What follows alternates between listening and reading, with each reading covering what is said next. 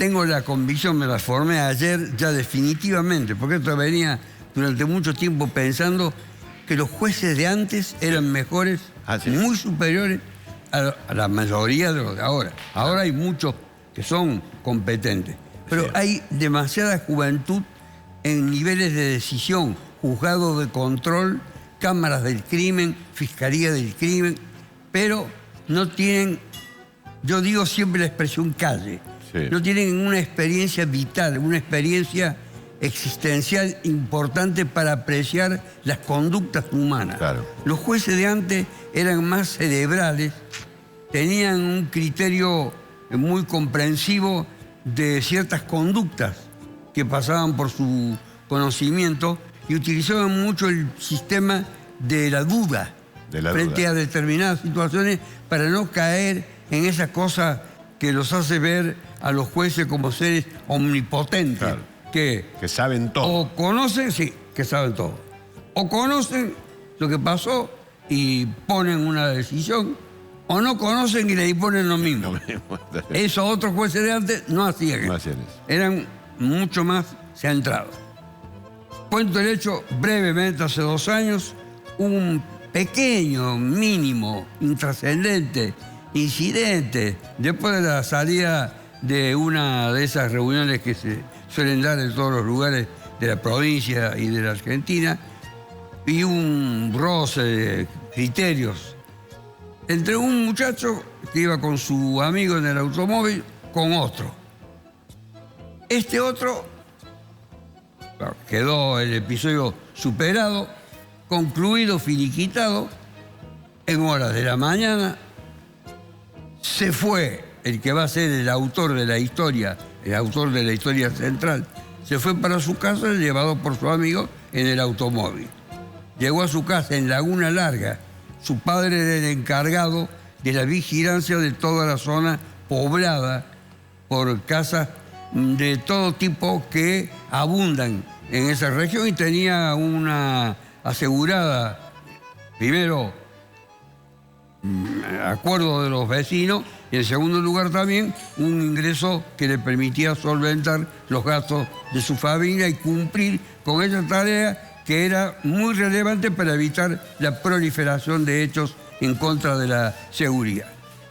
Entraron a su casa, padre e hijo, se fueron a tomar unos mates con un poquito de galleta o pan, con un cuchillo para utilizarlo a los fines de distribuir la manteca. Y en ese momento, efectivamente, en ese momento, el muchacho este que se había quedado con una inquina, sin sentido, una cosa desproporcionada, fuera de la realidad, alocada, había transcurrido más o menos un tiempito muy breve y un recorrido de unos 150 metros, 200 metros, algo así. Llegó hasta la casa donde el muchacho con su padre, su madre, su familia estaba por tomar el desayuno, o estaban tomando el desayuno, golpeó la puerta, los vecinos lo escucharon, las cámaras que hay de los vecinos la registraron, golpeó la puerta, venía munido de un palo largo, un palo largo, grueso, y ingresó a la casa. Y sin decir palabra va, palabra viene, le pegó un palazo en la cabeza al chico, que por aquel entonces tenía 22 años, llamado Mario Luna. Le pegó un golpe en la cabeza que lo podía haber matado. Claro. Lo puso en una situación de peligro. Y entonces el chico tomó el cuchillo que estaba utilizando justamente para distribuir la manteca y le dio un puntazo. A raíz de ese puntazo, el agresor, el que había aplicado el palazo, se tuvo que ir, porque quedó en una situación malherida. Mientras que el padre del muchacho lo ayudaba a que se fuera, pidiéndole, sugiriéndole que se retirara del lugar, porque iba a tener una consecuencia mayor, y además él era el encargado de la seguridad y lo empujaba para sacarlo de la casa, para sacarlo de la casa. Todo esto está registrado en las cámaras.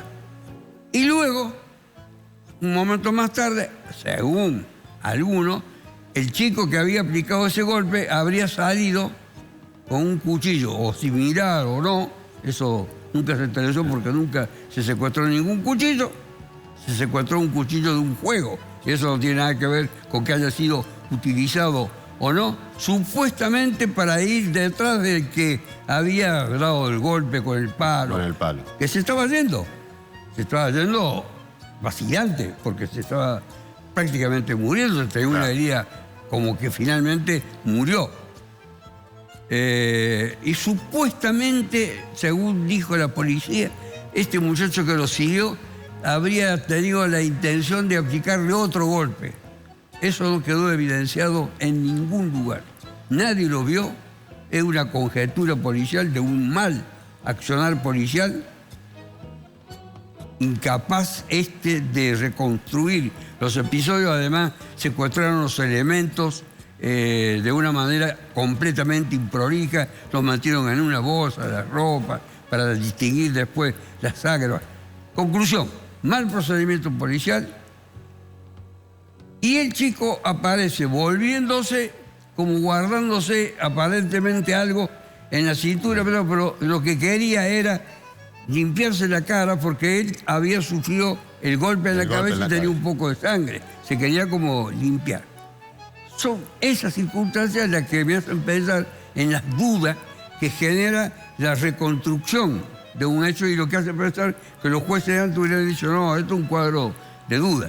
Conclusión, el muchacho que entró precipitadamente al lugar, golpeó, se escuchó el estallido de la apertura de la puerta, pegó el palazo, recibió una puñalada, a raíz de esa puñalada falleció mucho después de recorrer un trecho que el padre del chico lo empujó. El padre lo tuvieron preso 8 meses como sospechoso de haber intervenido. Después lo sobreseyeron. Y tuvo otros 8 meses esperando que el sobreseimiento se concretara, se construyó, una cosa de loco. Conclusión, lo detuvieron al chico que estaba utilizando el pan para la manteca y que había recibido el golpe en la cabeza y que había aceptado la puñalada, acusado de homicidio simple. Sin ninguna agravante. Se hizo la audiencia en el día de ayer, concluyó en horas de la tarde. El fiscal pidió que ese hecho fuera considerado, había propuesto él un juicio abreviado de 8 años de prisión, que yo participaba en la defensa con el doctor Camacho, que había estado desde el comienzo, no habíamos aceptado. La pena mínima, 8 años, no la aceptamos. Finalmente él pidió 11 años de prisión. El querellante, el representante de la viuda, que había quedado una muchacha joven, porque esta es gente de 27, 28 años, pidió la pena de 12 años y 6 meses de prisión e hizo una serie de valoraciones. Se estudió también si este muchacho tenía o no tenía cierta debilidad mental, el que mató. Bueno, eso quedó descartado, pero no era materia del juicio. Pero era un motivo también para pensar con más moderación.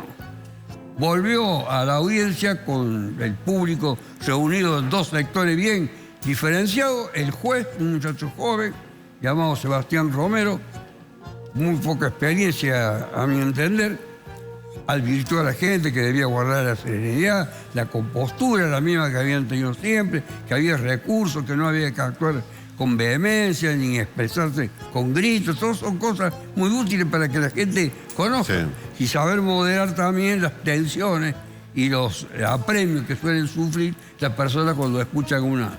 Finalmente lo condenó al muchacho que había aplicado, que había sido, primero, agredido con un palazo, y a raíz de eso había actuado en defensa propia con el puntazo, a la pena de 8 años y 6 meses de prisión, es decir, 6 meses más que el mínimo de la pena. Es decir, estuvo ahí en el límite de que fuera, como dijo el doctor Camacho, el defensor.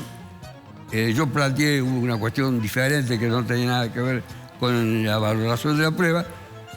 O era una legítima defensa o era un exceso en la defensa. Que no hubiera significado al juez moderado ponerle una pena un poquito más alta si tuviera algún tipo de duda. Por eso digo, conclusión, los jueces de antes eran mucho más sobrios en el manejo de la prueba y más conceptuosos en el conocimiento de la mente humana. Y aquí quedó en evidencia que a veces la excesiva formación jurídica, que no va acompañada de la edad y de la experiencia, hace cometer algunos errores. Ese es mi criterio. Habrá que ver en el futuro si se hace o no se hace un recurso y cuál es el resultado que hay. Le agradezco el gesto que ha tenido. Y ahora voy a ir a defender a un hombre que habla chino mandarín al que tengo que interpretar junto con la intérprete. Se hizo famoso porque le han puesto traductores ese chino. Dos traductoras de Buenos Aires. Que han traído. Bueno, ¿usted le entiende algo, doctor, o no? Sí, le entiendo. ¿Le entiende? Parte, mirá. Parte porque me abraza y llora sobre mi pecho. Es un gesto verdaderamente caritativo. Caritativo. Muchas gracias, doctor. Mucha suerte.